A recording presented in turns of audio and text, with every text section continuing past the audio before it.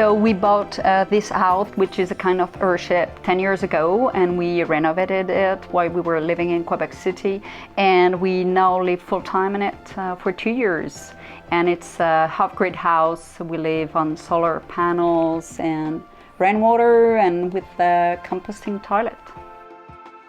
We also have a big garden outside, about 250 square meters, and we produce a lot of our food, and we also have a greenhouse here in our living room where we grow food also. So yeah, in summer maybe our grocery is around $30 a week. We buy yogurt sometimes cheese as a treat, but otherwise we get the eggs, the veggies and the fruits from here. We do have our own bread here, so we have a kind of self-sufficiency, and the garden gives us a lot of food too for the winter, because we collect plenty of fruits and we freeze them or we preserve them as jams, so we got a lot all year long. It's a very good feeling to be self-sufficient, to depend on yourself for your food and everything. So we wanted to live in nature too, very close to nature and the countryside. We didn't want to have a mortgage too. The expenses that you don't have when you live off-grid is very important for us, because it means that you don't need to work so much, or maybe you can take more holidays. We love traveling too, so it allows us to make a good mix between being here and traveling.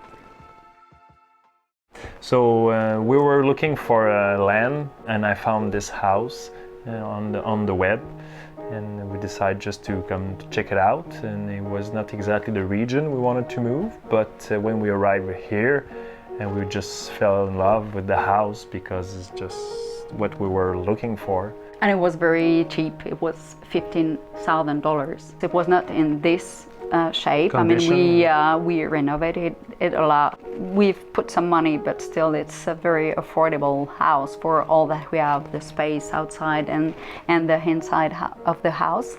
It's we fell in love with the owner, and he fell in love with us somehow. He had built this house 30 years ago. So he was a pioneer in building kind of Earthship here in Quebec, and he built this house all by himself. It took him 5 years to build it, with the rocks from the land here and the beams from the forest. And so he built the house, lived in it, and then he left for 7 years, and he was sad that the house was getting bad. So he was looking for some people who would take care of it, and we came, and we were much younger as he was, and we were in the same way, the same spirit as he was. So he was really happy to find young people. He left us all his books about homesteading and all this, and for us it was such a gift.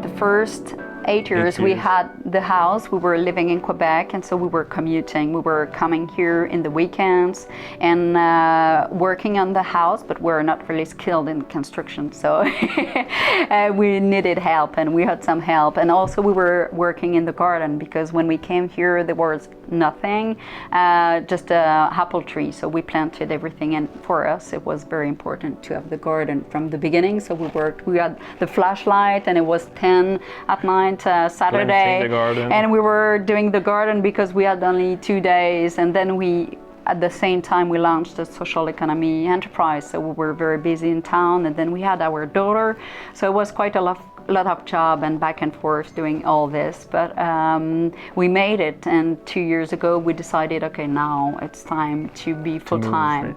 So now we're able to garden like when we want, and we have plenty of space to do what we want, and so yeah, we feel kind of free.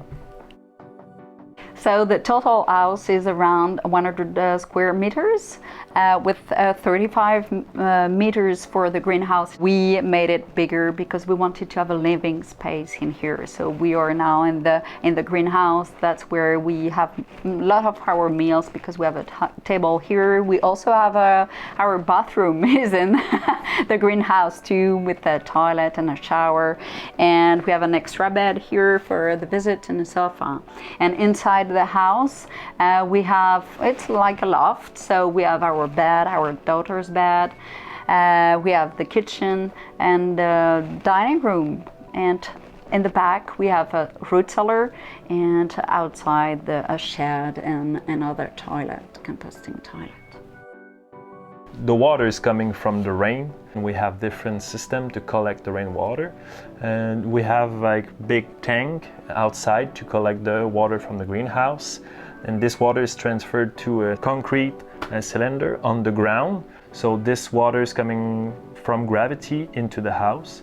And we have another tank in the greenhouse, 1,000 liter. We collect the water from the roof, basically, that go inside the greenhouse. And we have another from the shed behind. This is mostly for the garden and for chicken. So in total, when everything is full, it can be 10,000 liters of water.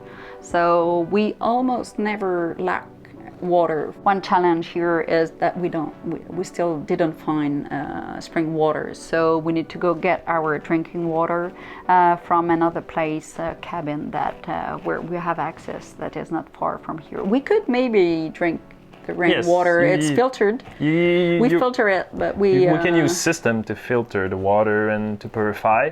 But at the moment we didn't. For some reason we prefer to use the well at the other cabin, and it's quite simple that way.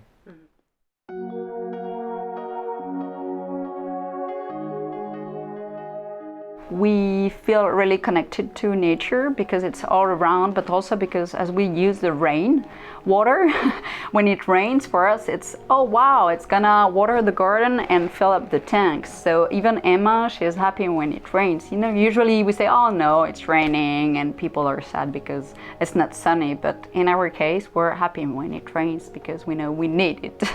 And it's the same, I mean, with the sun, we need the sun to get our power. So it's a very close connection. We have two little system, solar system, and 2 pack of batteries, 2 solar panel, and it's very simple, but it works really well, and everything is fine. The most consumption that we have, it's using internet. Eventually we want to make it bigger. We try to use only 12 volt when it's possible, and all the lights and all the pump, and eventually I want to make internet as well 12 volt. For most of the time it's enough, but a little more would be even better.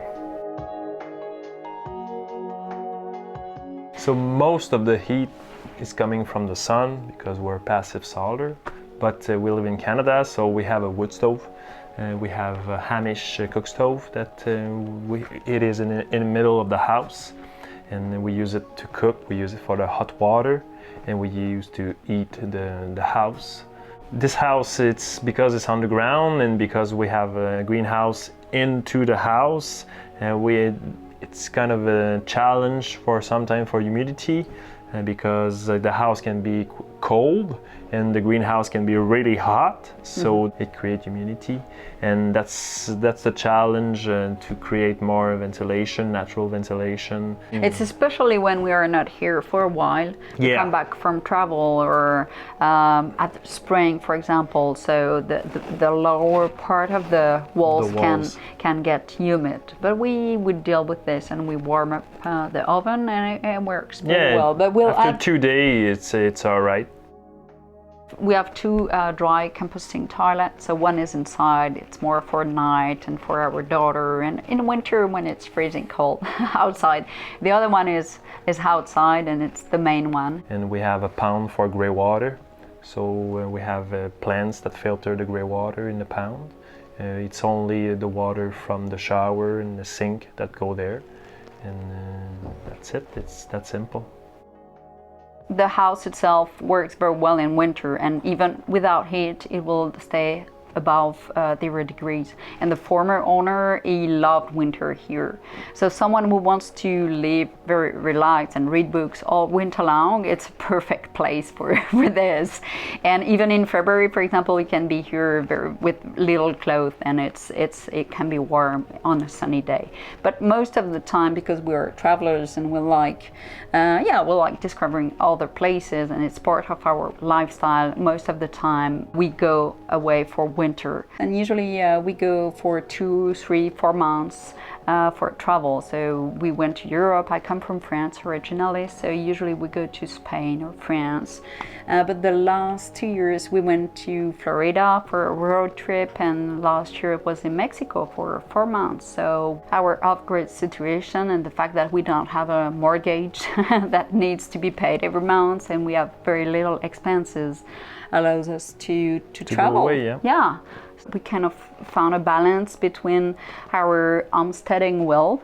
We want to have a garden and we want to grow our food, and also our wish to travel, because that's the two parts of our life, two things that we really love, and we managed to do it this way. Both, yeah.